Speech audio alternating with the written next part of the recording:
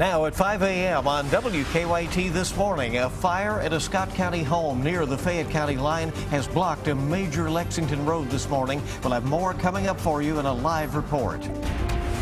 And a police officer in Cincinnati will be arraigned later today on a charge of murder after a traffic stop turned deadly.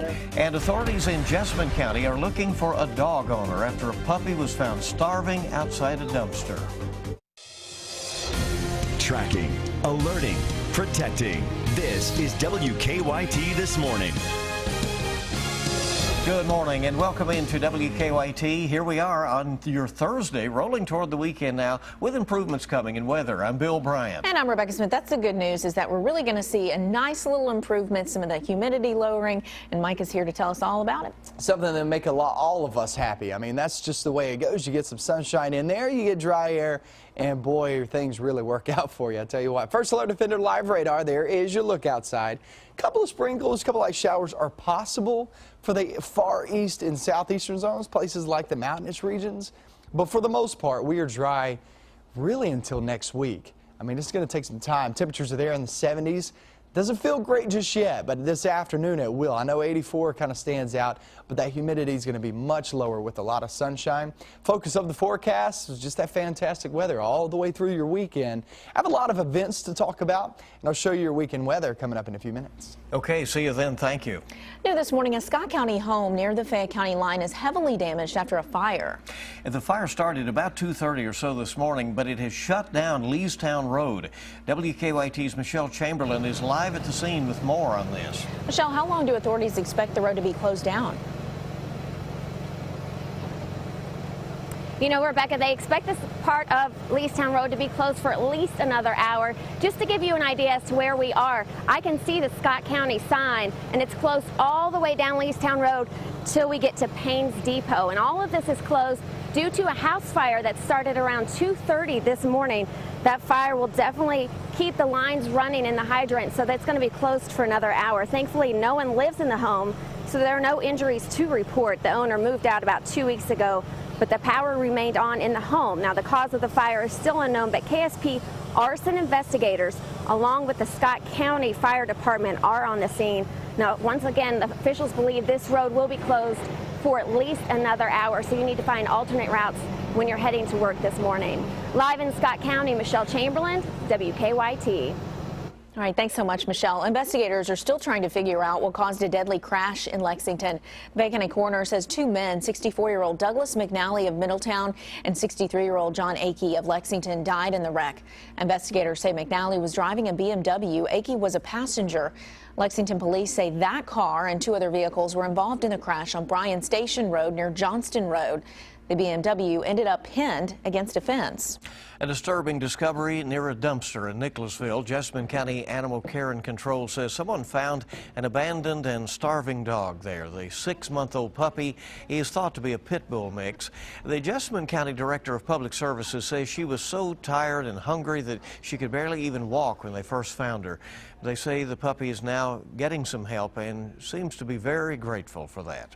You can tell she's just grateful that she's getting attention, she's getting food, water. The big thing is the food and the water, but the attention goes a long way with animals. Now authorities are looking for the dog's potential owner. They say the puppy's fur shows that she was wearing a collar at some point in time. Jessamine County Animal Care and Control is collecting donations for the puppy's care. We have information about that at WKYT.com. Well, we are learning more about a traffic stop that turned deadly on the University of Cincinnati campus. A police officer is now charged with murder and is set to be arraigned later today. WKYT's Mark Barber is at our live desk with the latest developments. Mark, what does the body camera video reveal? Good morning, Rebecca. University of Cincinnati officer Ray Tensing claimed that he shot Samuel Dubose after he was dragged when Dubose drove off. But his body camera video shows what really happened. It clearly shows that the officer was not dragged. Instead, it shows him shooting Dubose in the head through an open window after Dubose started his car. Officer Tensing turned himself in yesterday afternoon, 10 days after he stopped Dubose for a missing front license plate. The officer has now been indicted on charges of murder and voluntary manslaughter. The Hamilton County prosecutor is calling the shooting totally unwarranted.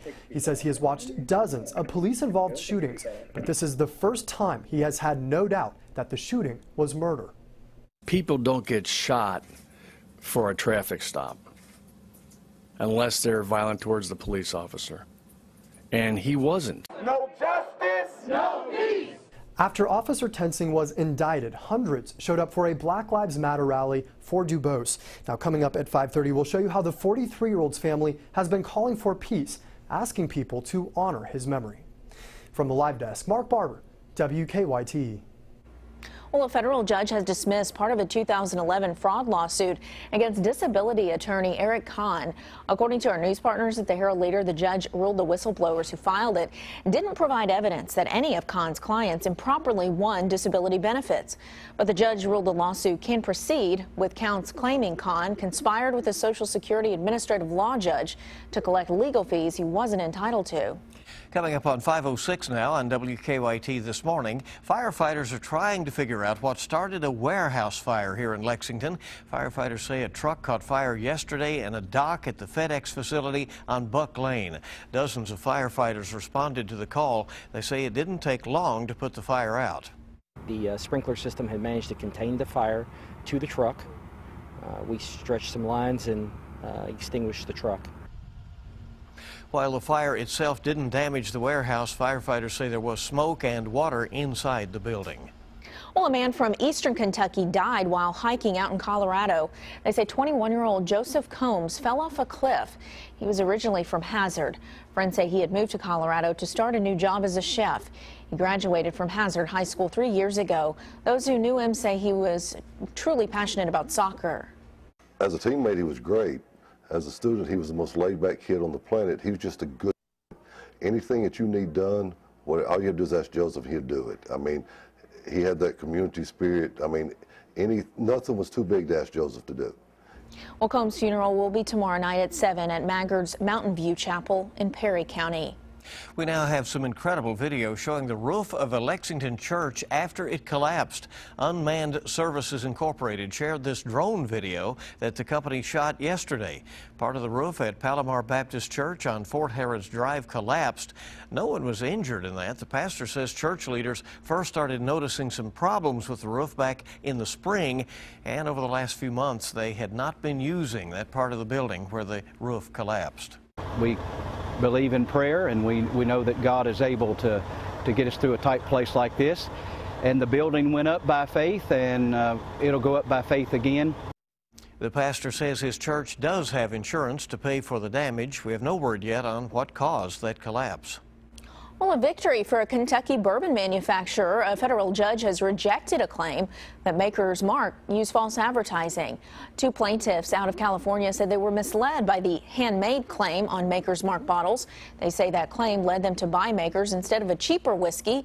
But a judge dismissed it, saying a reasonable consumer would not interpret that claim to mean no automated process was used to make the bourbon. The plaintiff's attorney says they are still reviewing the case. Well, it's good to have you up and at it with us. Here we are Thursday on WKYT this morning, and we're just getting started. We have a lot more to tell you about. You might be familiar with your typical break room snack or soda machine, but this vending machine shells out a whole bunch of something different. I'll tell you what that is coming up in 5 minutes. And we're looking across the way, not seeing the big change just yet, but once we get into the afternoon, that humidity will be way low. And that takes us through the weekend, too. Show you a good-looking forecast coming up.